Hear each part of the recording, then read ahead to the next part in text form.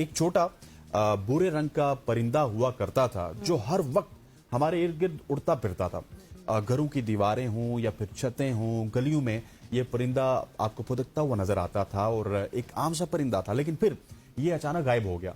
आज हम बात कर रहे हैं चिड़िया की, जिसे अंग्रेजी जुबान में स्पैरो कहा जाता है। वो चिड़िया सुबह सवेरे चहचहा कर हमें जगाती थी, लेकिन शायद नोटिस करें तो आपको अब ये शायद देखने को नहीं मिलेगा। अफसोसनाक बात यह है कि पिछले 15 सालों में चिड़ियाओं की तादाद तेजी से कम हो रही है।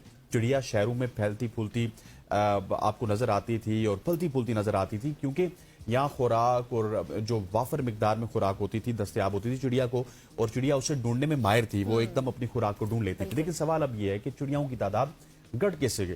तो ये तमाम जो छोटे परिंदे हैं ये कहाँ गए?